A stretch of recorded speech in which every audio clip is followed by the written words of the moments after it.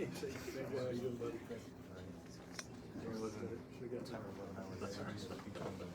time.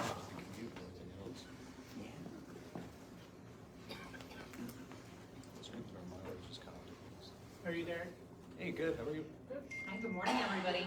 We're going to go ahead and get started. We have some exciting announcements for you today, and then a few updates to some service projects. So you're hearing from two speakers today, starting with Akron Mayor Shamus Malik, and then you'll hear from our Director for Public Service, Chris Lettle. So starting off with some exciting announcements about some grand reopenings and new openings, I'd like to welcome up Akron Mayor Shamus Malik. Thank you, Stephanie. Good morning, everyone. Thank you for being here. Today, we have some exciting news to share about a number of openings, buildings and facilities that the city has been working on for several years and now are slated to come online. So first up is Lock 3 Park. Over the last few years, we have worked to transform Lock 3 from a summertime festival and concert venue to a 365-day-a-year park where anyone can come and enjoy the space any time of the year. The construction is almost fully complete, and we are hosting an official grand reopening celebration of Lock 3 on Friday, November 29th, immediately following the annual Welcome Santa Parade. That is the day after Thanksgiving. And hopefully my aunt and uncle are not too mad at me for not visiting them this year, so I'll be there. Then we'll continue the fun in Lock 3 with music, ice carving, a live demonstration, ice skating, ribbon cutting, and for the first time ever in the city, we were going to have fireworks, but there was a exciting proposal. We're going to have a live drone show with lights and music at 7 p.m. So the newly redeveloped Block 3, as you may have seen, includes shaded seating in the warmer months, landscaped gardens, artwork, 2 ice skating areas, and the world-class Maynard Performance Pavilion. The Performance Pavilion, named in honor of the late Phil Maynard, a wonderful pillar of Akron business and philanthropy, is a unique one-of-a-kind facility. It features 3 sides for performances. The lawn view for concerts and events will have seating for 3,000 to 3,500 guests. The Swenson's game patio view will be for smaller performances, about 500 to 1,000 guests. And then the canal view will be even smaller, more intimate performances, 250 to 500 person events. As part of this project, we've worked to plant more than 35,000 plants and over 100 trees, all native species, so that Lock 3 will now be a true park that residents can come, visit, relax, enjoy the shade of the summer. This is part of the Lock 3 Vision Plan, which is a key component of the resident-led Akron Civic Commons 2.0 project that the city and other stakeholders have been working on over the last several years. It builds on the success of Lock 3 and has now developed into this year-round park. It's a destination for residents, guests, hikers, and bikers on the Ohio and Erie Canal Towpath Trail. This project, Akron Civic Commons 2.0, has been led by the Ohio and Erie Canalway in partnership with the city of Akron.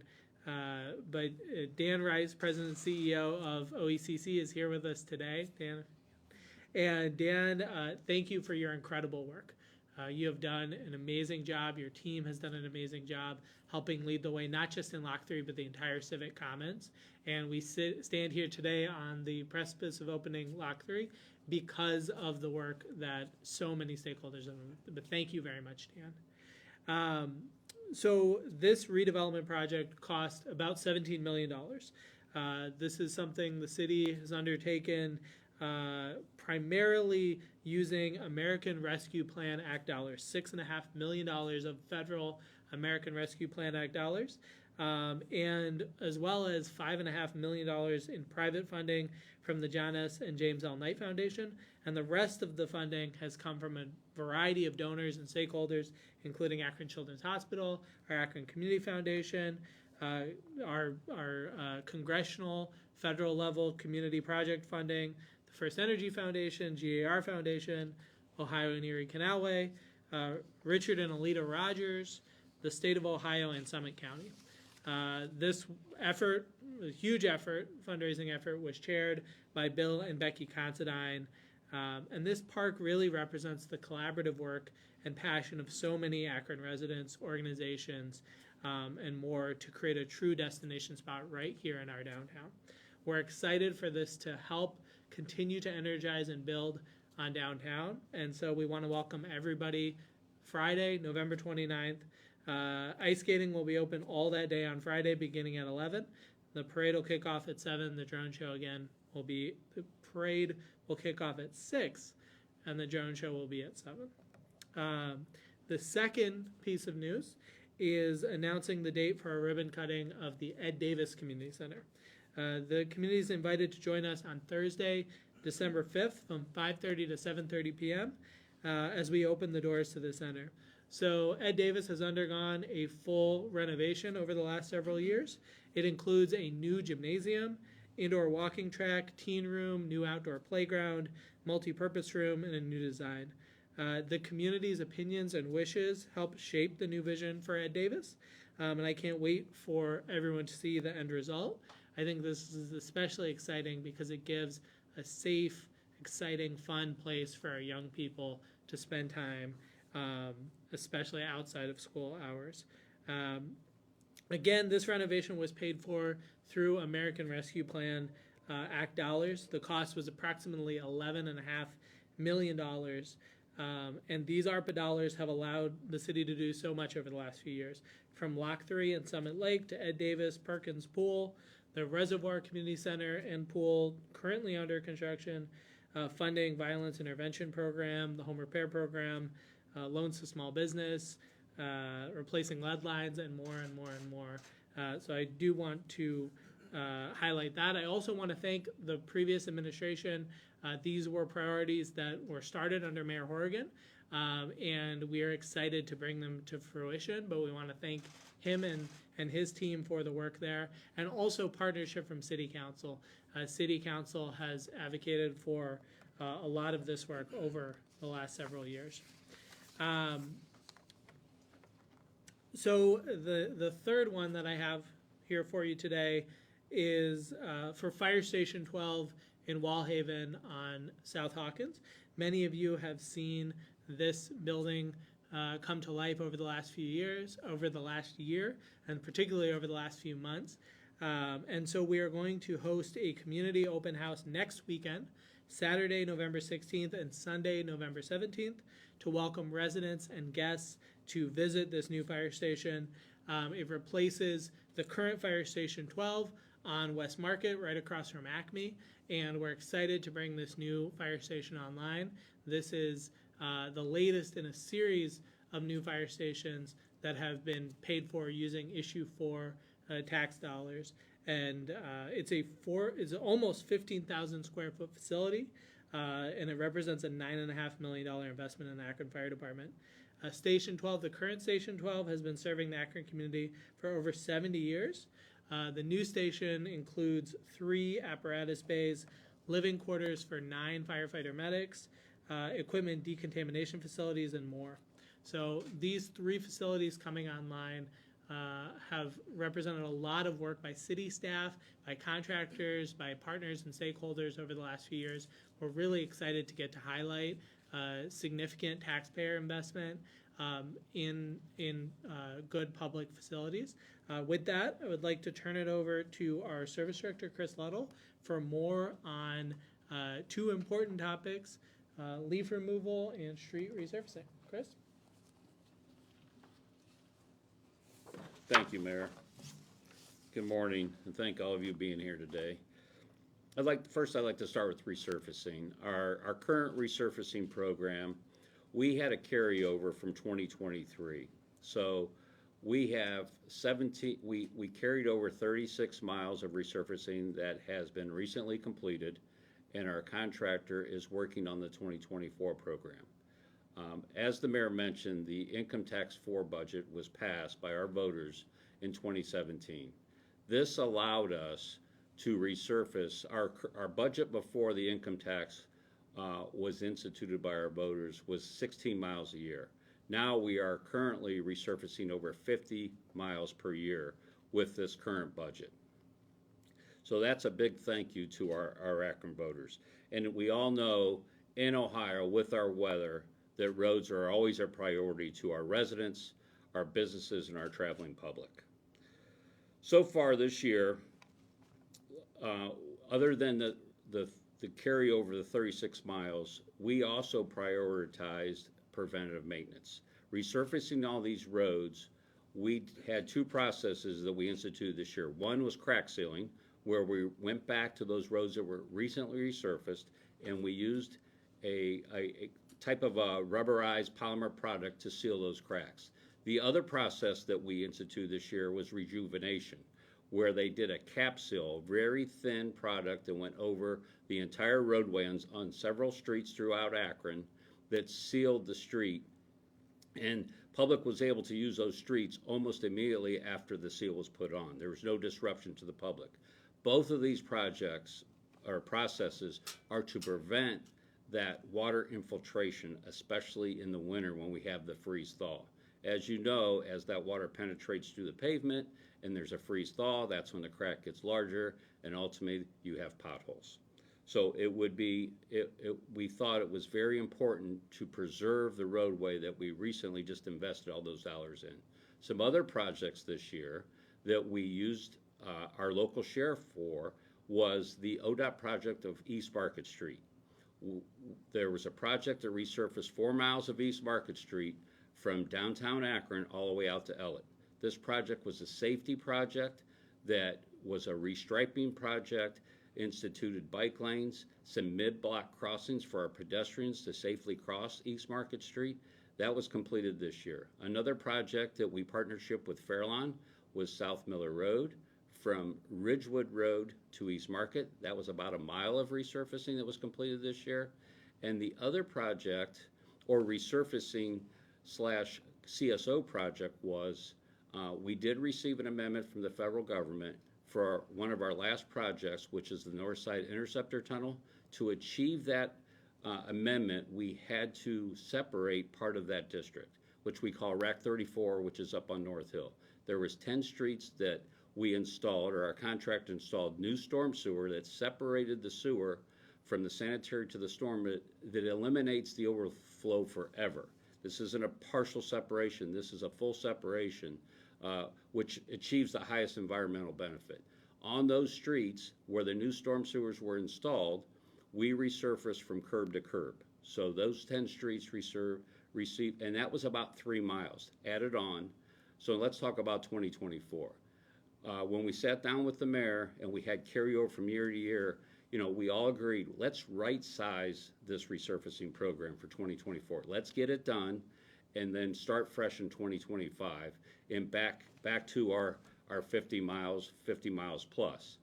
So what we did, the 2024 program is 17 miles of resurfacing. Now, it intertwines through all 10 wards, and some people wouldn't know what carryover from 23 to 24 is, but our contractor is currently working. They started in Ward 4, they're currently working in Ward 8, and they're going to continue to work around the city as long as weather permitting.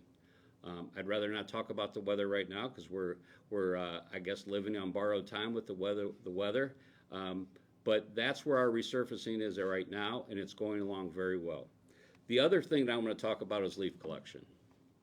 And obviously, last year we launched a interactive map where it showed where our snow plows had been or where they're going to be. And this has been a big priority of our mayor to be front-facing, to let the public know where we're at. So we have launched what we call the Akron Leaf Removal Program. It is a dashboard. You can go to akronohio.gov/leaves, and it brings up a map, and it will show where our crews have been. That map is updated every day around 2 or just a little bit after 2 in the afternoon. So if you looked on it currently, you'll see that Ward 5 has been completed. They have moved in to Ward 3, which they are working on currently, and then tomorrow we will have crews that move into Ward 9. They will continue to work around the city till they get all 10 wards completed. If for some reason we miss you or you miss us, because we're still putting the signs out, You watch for those signs in your neighborhood, you put the leaves out the day before leaf collection, and then you can put them in the street. One reminder to our residents is when you put your leaves out, please don't put any other debris, do not put sticks, do not put bags. That does cause a disruption to our vac system, and it just slows us down. Another thing is when you see those signs go up, please try not to park on the street during leaf collection. Let our crews get free flowing, get them picked up, and once they're on the street, it's a matter of hours when they get them all picked up. They do a fabulous job, and it is a great benefit to our residents. If for some reason we miss you, or you miss us, we're not going to miss you. If you miss us, they're not down, you have some trees that are hanging on, you can always bag your leaves, call 311, put those leaves on your curb on your regular sanitation day, and we will pick up those leaves. The other option is, once we're through all 10 wards, if you want us to come back and do a special pickup. Now there again, it's going to take us to get all through 10 wards about the middle of December. But once we're through, we will come back and get those leaves off your curb. So with that, I want to thank you, and I'll turn it back over to Stephanie for any questions.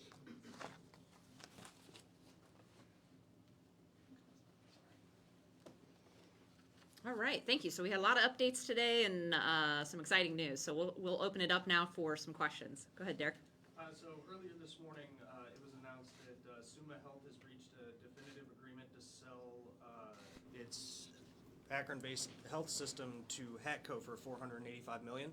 And I was wondering if, Mr. Mayor, I could get your thoughts on that agreement. Sure.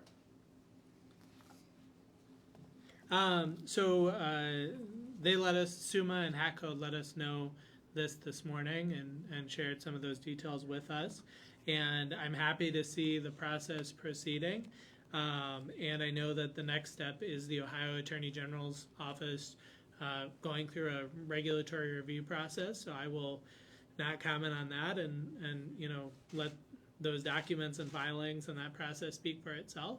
I think that, as I've said throughout this whole process, I look at what President Biden sometimes says, which is don't judge me against the almighty, judge me against the alternative.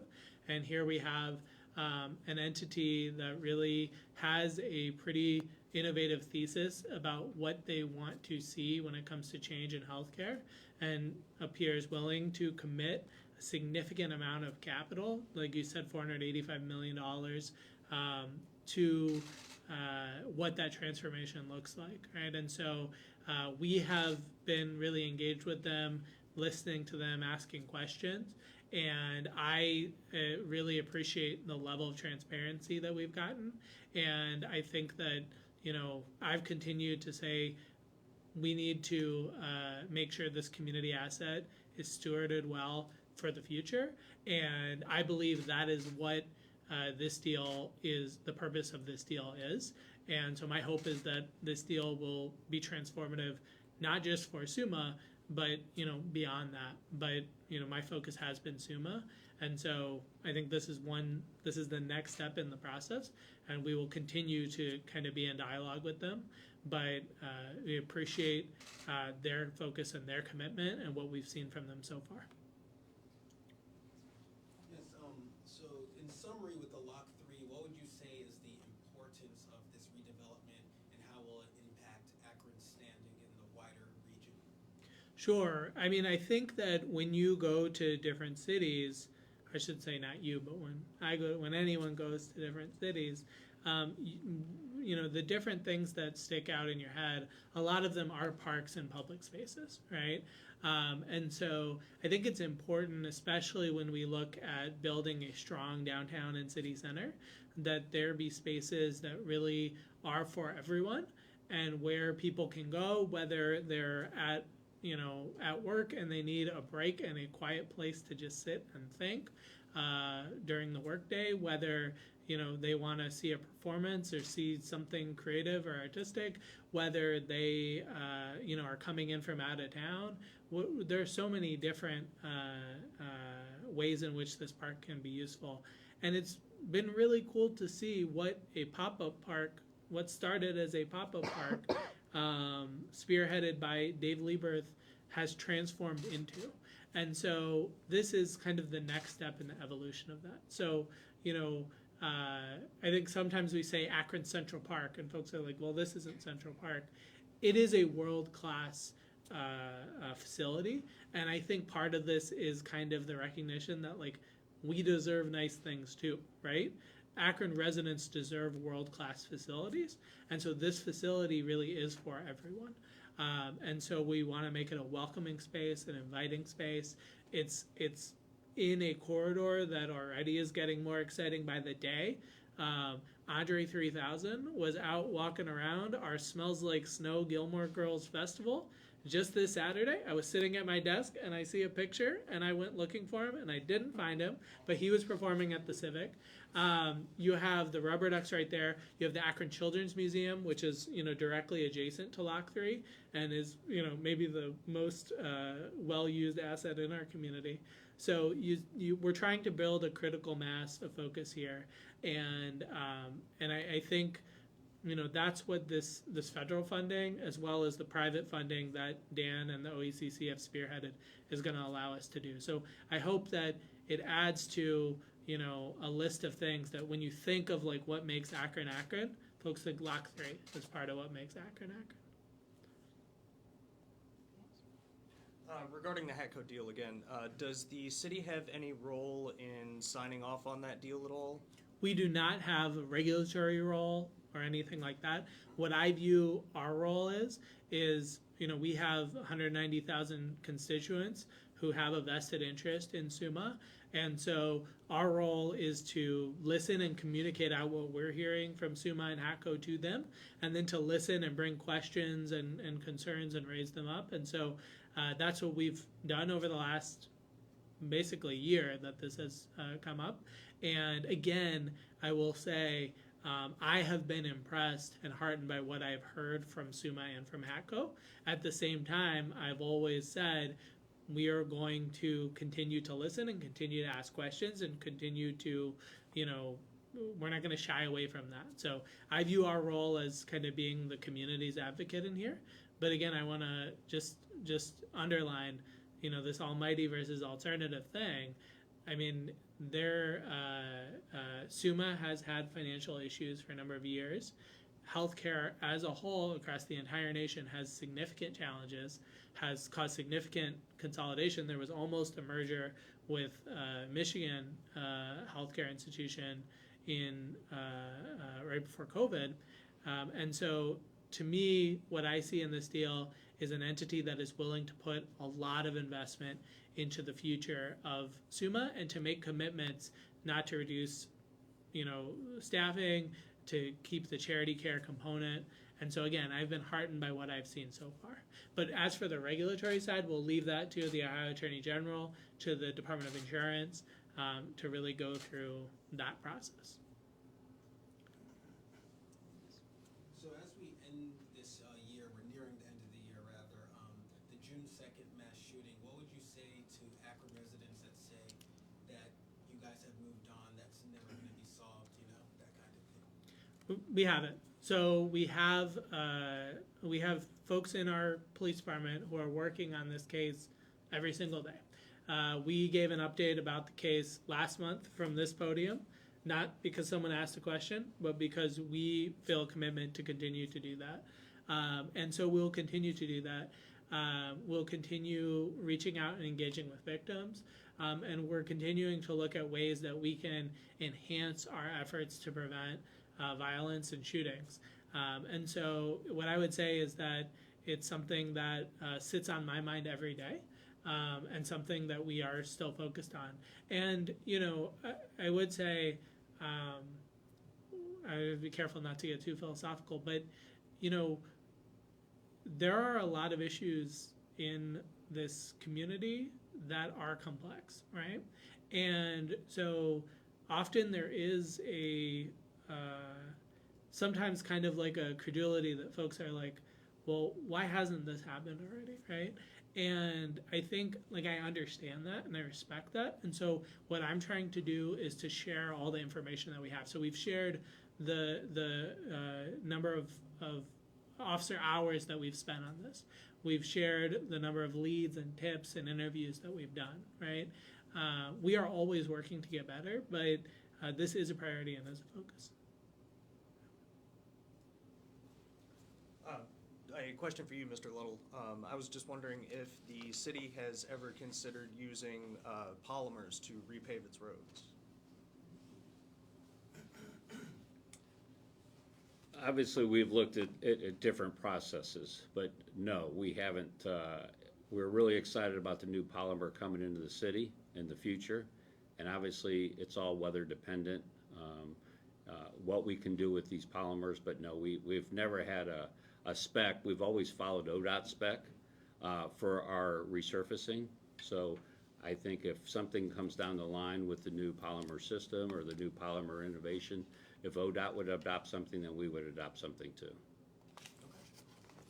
I would say, just to add one point there, the money that's, and I think it's about $1 million that we spent this year on rejuvenation, was based on all the number of streets that we have been able to resurface over the last 6 years with issue $4. And so really focusing on the maintenance of those roads, because if you just, if you just pave them and then kind of forget about it, you're going to have to come back and pave them sooner than later.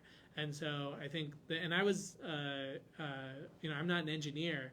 It's interesting to hear about the rejuvenation because there's essential oils and other things.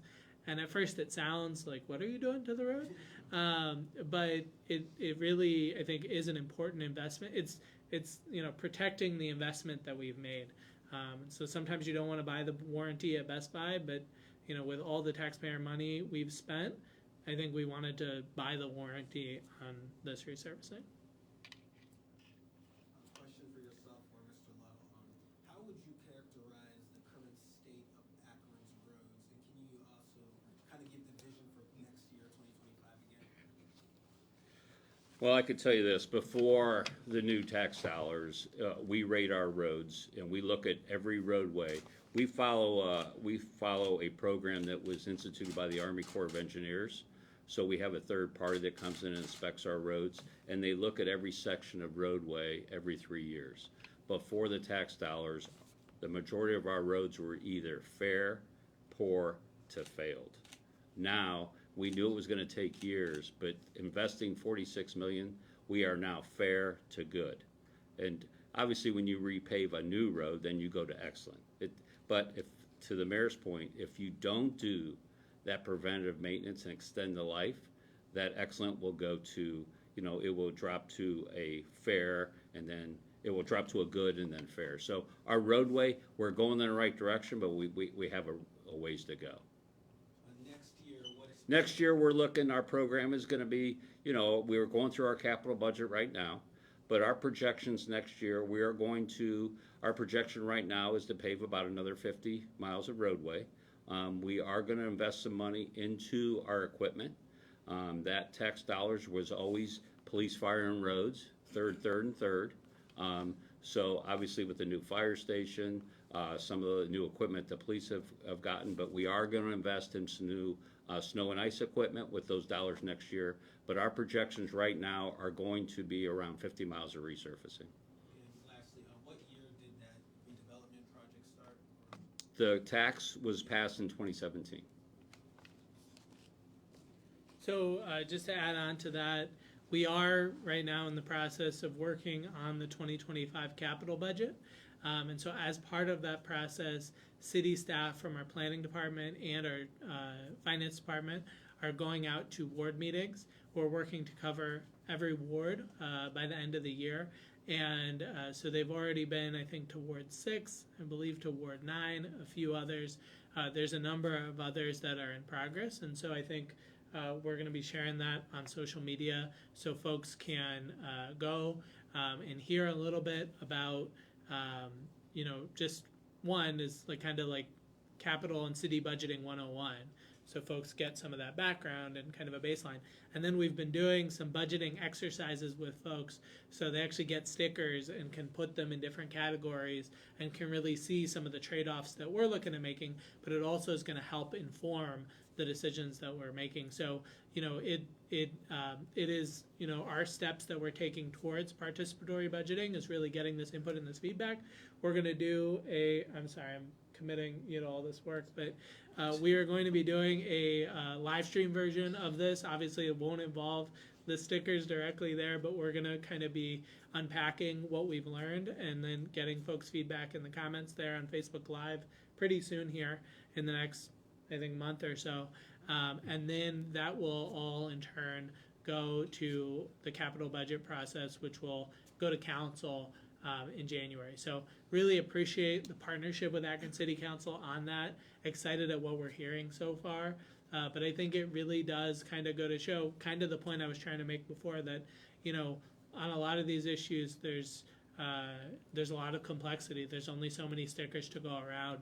And so as we try to figure out, is it leaf removal? Is it snow and ice? Is it parking? Is it, other public facilities? Those are the trade-offs that we're trying to make on a daily basis. Anybody else? Okay, well, I would thank you all very much for being here.